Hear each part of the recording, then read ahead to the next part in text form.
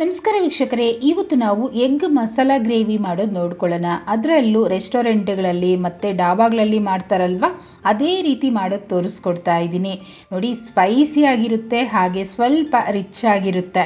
ಒಂದು ಸಲ ನೀವು ಮಾಡ್ಕೊಂಡು ನೋಡಿ ಫ್ರೆಂಡ್ಸ್, ಪದೇ ಪದೇ ಮಾಡ್ಕೊಳ್ತೀರಾ, ಅಷ್ಟು ಚೆನ್ನಾಗಿ ಬರುತ್ತೆ. ಮಾಡೋ ವಿಧಾನ: ಮೊದಲು 4 ಒಣಮೆಣಸಿನ್ಕಾಯನ್ನು 1 ಗಂಟೆ ಮುಂಚೆನೇ ನಾನು ನೆನೆಸಿಟ್ಟಿದ್ದೀನಿ. ಹಾಗೆ 50 ಗ್ರಾಮಷ್ಟು ಗೋಡಂಬಿನೂ ಅಷ್ಟೇ 1 ಗಂಟೆ ಮುಂಚೆನೇ ನೆನೆಸಿಟ್ಕೊಂಡಿದ್ದೀನಿ. ನಾವು ಈ ರೀತಿ ನೆನೆಸಿಟ್ಟು ಗ್ರೈಂಡ್ ಮಾಡೋದ್ರಿಂದ ಬೇಗ ಮೆತ್ತಗೆ ಗ್ರೈಂಡ್ ಆಗುತ್ತೆ. ನಂತರ ಈಗ ಮಿಕ್ಸಿ ಜಾರಲ್ಲಿ ಸೇರಿಸ್ಕೊಳ್ಳೋಣ. ಮೊದಲು 4 ಒಣಮೆಣಸಿನ್ಕಾಯನ್ನು ಹಾಕ್ಕೊಳ್ತಿದ್ದೀನಿ. ಹಾಗೆಯೇ 3 ಚಿಕ್ಕ ಚಿಕ್ಕ ಟೊಮೊಟೊ ಹಣ್ಣಾಗಿರೋದನ್ನು ಸೇರಿಸ್ತಿದ್ದೀನಿ. ದೊಡ್ಡದಾದರೆ 2 ಟೊಮೊಟೊ ಹಾಕ್ಕೊಂಡ್ರೆ ನೀವು ಸಾಕು, ನೀರೇನು ಹಾಕೋದು ಬೇಡ. ಇದನ್ನು ಹಾಗೆಯೇ ಪೇಸ್ಟ್ ಮಾಡ್ಕೊಳ್ಳೋಣ, ನುಣ್ಣಗೆ ಮಾಡಬೇಕು. ನಂತರ ಇನ್ನೊಂದು ಮಿಕ್ಸಿ ಜಾರಲ್ಲಿ ಗೋಡಂಬಿ ಮತ್ತು ನೀರಿನ ಸಮೇತ ಹಾಕ್ತಾಯಿದ್ದೀನಿ. ಇದನ್ನು ನುಣ್ಣಗೆ ಪೇಸ್ಟ್ ಮಾಡೋಣ. ಹಾಗೆ ಸ್ಟವ್ ಮೇಲೆ ಕಡಾಯಿ ಬಿಸಿ ಮಾಡಿ 2 ಅಥವಾ 3 ಸ್ಪೂನಷ್ಟು ಎಣ್ಣೆನ ಹಾಕ್ಕೊಳ್ತಿದ್ದೀನಿ. ಎಣ್ಣೆ ಚೆನ್ನಾಗಿ ಬಿಸಿ ಆದ ನಂತರ ಅರ್ಧ ಟೇಬಲ್ ಸ್ಪೂನಷ್ಟು ಜೀರಿಗೆನ ಹಾಕ್ಕೊಳ್ತಿದ್ದೀನಿ.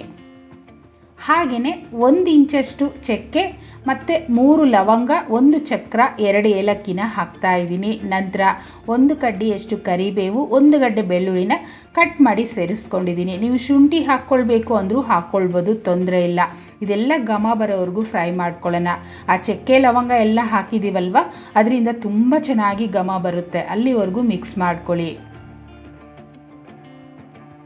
ಅದಾದ ನಂತರ ಈಗ 2 ಈರುಳ್ಳಿನ ಸಣ್ಣದಾಗಿ ಕಟ್ ಮಾಡಿ ಸೇರಿಸ್ಕೊಳ್ತಾ ಇದ್ದೀನಿ. ನೋಡಿ, ಈ ರೀತಿ ಸಣ್ಣದಾಗಿ ನಾವು ಕಟ್ ಮಾಡಿ ಹಾಕ್ಕೊಂಡ್ರೆ ಗ್ರೇವಿನೂ ತಿಕ್ಕಾಗಿ ಚೆನ್ನಾಗಿ ಬರುತ್ತೆ.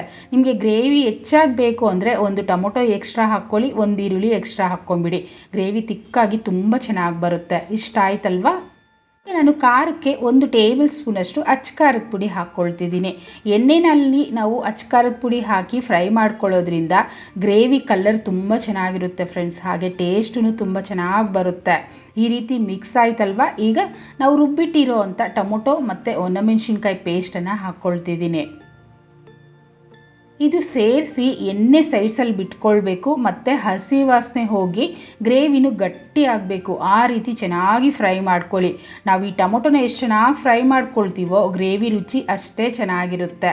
ಇದು ಆಗ್ತಾ ಇರಲಿ ಅಷ್ಟರಲ್ಲಿ ಮೊಟ್ಟೆನ ಫ್ರೈ ಮಾಡ್ಕೊಳ್ತೀನಿ. ಪ್ಯಾನಲ್ಲಿ 2 ಸ್ಪೂನಷ್ಟು ಎಣ್ಣೆ ಹಾಕ್ತಿದ್ದೀನಿ. ನಂತರ 1/4 ಟೀ ಸ್ಪೂನಷ್ಟು ಉಪ್ಪು ಹಾಕ್ಕೊಳ್ತಾ ಇದ್ದೀನಿ. ಹಾಗೆ 1/4 ಟೀ ಸ್ಪೂನಷ್ಟು ಕಾಶ್ಮೀರಿ ರೆಡ್ ಚಿಲ್ಲಿ ಪೌಡರನ್ನು ಹಾಕ್ತಾಯಿದ್ದೀನಿ. ಹಾಕಿ ಇದನ್ನು ಮಿಕ್ಸ್ ಮಾಡಿ ನಂತರ ಮೊಟ್ಟೆಗಳನ್ನು ಸೇರಿಸಬೇಕು. ನೋಡಿ, ನಾನಂತೂ ಇವತ್ತು 6 ಮೊಟ್ಟೆ ಹಾಕ್ಕೊಳ್ತಾ ಇದ್ದೀನಿ. ನಿಮಗೆ ಎಷ್ಟು ಮೊಟ್ಟೆ ಬೇಕೋ ನೀವು ಅಷ್ಟು ಮೊಟ್ಟೆನ ಸೇರಿಸ್ಕೊಳ್ಬೋದು ಫ್ರೆಂಡ್ಸ್. ಆದರೆ ನೋಡಿ, ನಾನು ಈ ರೀತಿ ಕಟ್ ಮಾಡಿದ್ದೀನಲ್ವ, ಆ ರೀತಿ ಕಟ್ ಮಾಡಿ ನೀವು ಸೇರಿಸ್ಕೊಳ್ಳಿ. ಆಗ ಉಪ್ಪು ಖಾರ ಎಲ್ಲ ಮೊಟ್ಟೆಗೆ ಒಳಗಡೆವರೆಗೂ ಹೋಗುತ್ತೆ, ತಿನ್ನೋವಾಗ ರುಚಿಯಾಗಿರುತ್ತೆ. ಈಗ ಇದನ್ನು ಸ್ಟವ್ ಪೂರ್ತಿ ಸಿಮ್ಮಲ್ಲಿಟ್ಟು ಕೈ ಬಿಡ್ದಿರ 1-2 ಅಥವಾ 3 ನಿಮಿಷ ಫ್ರೈ ಮಾಡ್ಕೊಳ್ಳೋಣ. ಹಾಗಂತ ತುಂಬಾ ಫ್ರೈ ಮಾಡಬಾರ್ದು. ತುಂಬ ಹೊತ್ತು ಫ್ರೈ ಮಾಡಿದ್ರೆ ಆ ಮೊಟ್ಟೆ ಮೇಲೆ ಎಲ್ಲ ಒಂದು ರೀತಿ ಹಾರ್ಡಾಗಿಬಿಡುತ್ತೆ, ಗಟ್ಟಿ ಆಗೋಗುತ್ತೆ. ಅದರಿಂದ ಸ್ವಲ್ಪ ಫ್ರೈ ಮಾಡಿಕೊಂಡ್ರೂ ಸಾಕಾಗುತ್ತೆ. ಇದರಲ್ಲೇ 2 ಹಸಿಮೆಣಸಿನ್ಕಾಯನ್ನು ಹಾಕಿ ಅದನ್ನು ಸಹ ಮಿಕ್ಸ್ ಮಾಡ್ಕೊಳ್ತೀನಿ.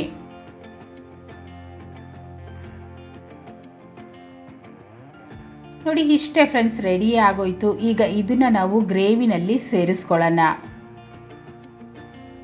ಅಷ್ಟರಲ್ಲಿ ನೋಡಿದ್ರಲ್ವ ಟೊಮೊಟೊ ಎಲ್ಲ ಎಷ್ಟು ಚೆನ್ನಾಗಿ ಗಟ್ಟಿಯಾಗಿದೆ ಅಂತ. ಈಗ ನಾವು ಫ್ರೈ ಮಾಡಿಟ್ಟಿರೋಂಥ ಮೊಟ್ಟೆ ಮತ್ತು ಎಣ್ಣೆ ಸಮೇತ ನಾನು ಹಾಕ್ಕೊಳ್ತಿದ್ದೀನಿ. ಈ ರೀತಿ ಎಣ್ಣೆ ಸಮೇತ ಹಾಕ್ಕೊಳ್ಳೋದ್ರಿಂದ ಗ್ರೇವಿ ಕಲ್ಲರು ಮತ್ತು ರುಚಿ ತುಂಬ ಚೆನ್ನಾಗಿರುತ್ತೆ.